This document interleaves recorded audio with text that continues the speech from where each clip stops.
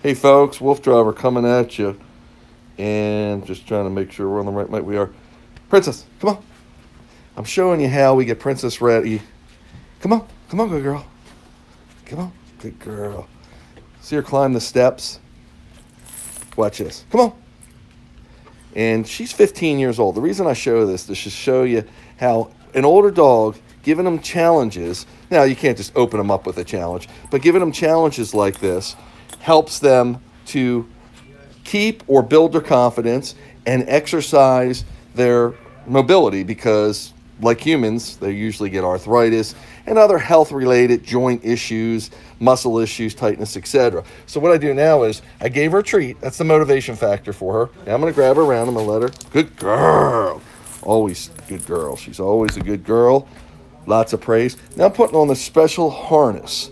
This harness actually hooks to a motorcycle seat, but we've adapted it to hook to a seat for Princess. It's the motorcycle seat. We just put it on the bike, basically. Hi, good girl. Hi. So she's happy. She got her treat, and she got up here. Now, I woke her up to come up here. She was just sleeping, taking a nap, and so she's extra stiff, and she made it up the steps fine, and she made it on this little, what I call a balance beam. It's a little ledge that she makes it on, and I put this harness on her. We're getting ready to do a Wolf Driver adventure. Sorry, I forgot to title this video, but we're going on an adventure. So she's getting suited up, basically. She's putting on her harness. And the other dogs, you notice, I usually put them on after we get to the adventure area where we're going. But her I put on first because I use it to handle her. And what I mean by that, I'll show you. Now I'm taking off an invisible fence collar. So she's got an invisible fence. My yard, if you know me, is situated into a bunch of different areas, so I can move the dogs accordingly. They're not always all together because that can create a problem. Come on, pretty girl. So I can isolate a few, one, whatever I need to do. And she's older. She likes her time by herself a lot. Now, this is a Link AKC collar. I've mentioned that before. That's kind of a Fitbit for dogs and a GPS tracker. Now, watch her. She's going to come down. Easy, good girl. Right down the steps. Now we're taking the walk to the truck, and she's got more steps to climb up. These steps, now that's the main reason for this harness. It really helps her get through the steps. It helps me hoist her. Come on, good girl. Now watch this. If I can keep the camera for. Come on, good girl. Come on, good girl. Good girl. And she works her way into her little nook area where she's got water, as you see, that water bowl, and she's got a fan back here, and she's got plenty of room. She likes to pace. She likes to go back and forth. She's got a lot of nervous energy. You call her a cat on a hot tin roof. And that's okay, because that keeps her moving. I put a pillow here. I've mentioned this before. This is my pillow block. So Princess is kind of dominant. She will actually bite at the dogs, sometimes nip at them as they come into this truck because she's dominant. That's what she does. She's letting them know it's her area. And Huskies are similar in that regard. They're pretty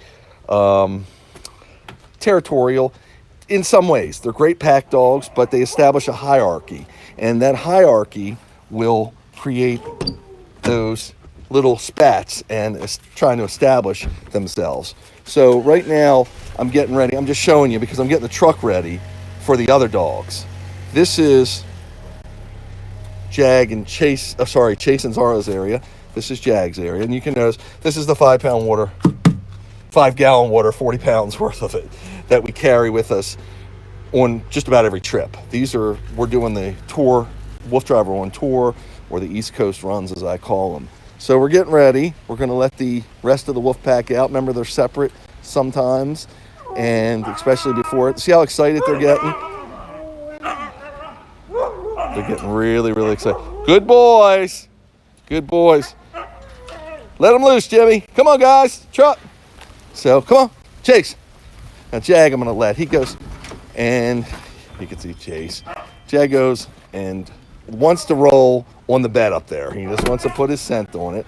You got competition. Here he comes. Come on, Jag. Come on, good boy.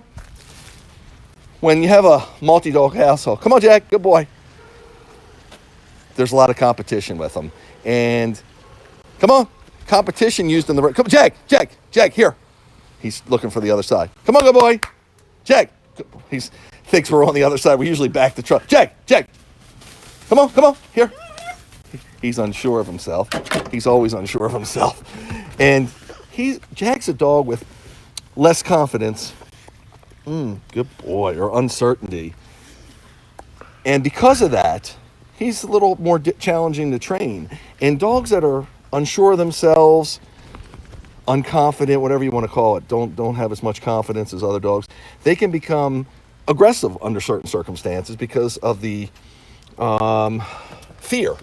The uncertainty and the lacking confidence creates fear with them. And they can bite or take an aggressive posture, good boy, Jag, because of that uncertainty. So that's why some people mistaken that. I'm going to just adjust the windows here. Mistaken that for an aggressive dog, but it's not necessarily aggressive. It's just that they need to be worked with and put some confidence level in them. Yeah, we got a little bit of a battery issue. Battery's dead there. What's that? Flip it. So what we got to do here is, which one is it? I forget. My truck and I forget. Can you start it? Actually, just drop the windows. Yep, good. So we've got a spare battery in here that's actually wired through with the other battery, but it's on a separate control so we can turn them off. So what I was saying is the dogs, and I'm going to go around the other side, the dogs sometimes, because of their uncertainty, fear, lack of confidence, whatever, can become a little bit aggressive. And it's not really that they're aggressive, they're just unsure of themselves and scared, so they will bite sometimes. So Jag doesn't have that problem, except for he can get a little testy if you really put him in an unfamiliar situation. Jag, good boy, he's just digging in his seat. I was just stopping him. And that's, if you were tuning in the other day and you saw us free ranging, one of the most important things, only a few words you really need to teach your dog to do almost anything with them. And one of the words is no. And one of the words is just saying their name in the tone that would sound like something you need them to stop doing. So I say, Jag. He knows, hey, stop doing that. I say, hey, good boy, Jag. He knows he's doing good.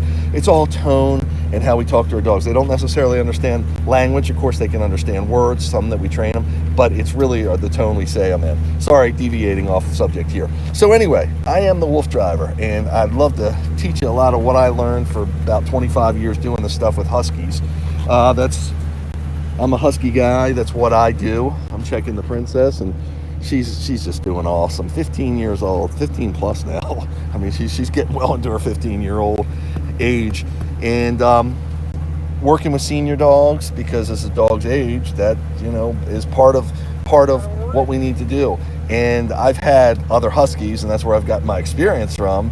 So I understand senior moments and what happens with the dogs, etc. But I'd love to talk to you further on different Husky matters, and you can always put your questions or comments in the section that you're watching this video on in the feed, and I can address them. There's Jag again.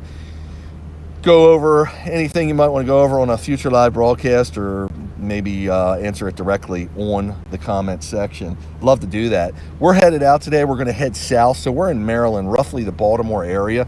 We're going to head south because storms are coming up north. So when I talk south, I'm talking Virginia, possibly West Virginia.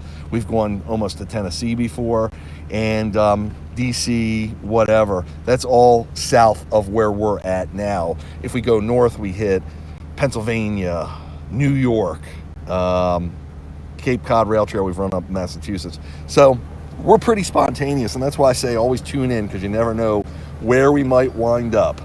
This is WooFDriver. Looking forward to talking to you more when we get to our trail. Have a great day. Thank you so much again for joining us.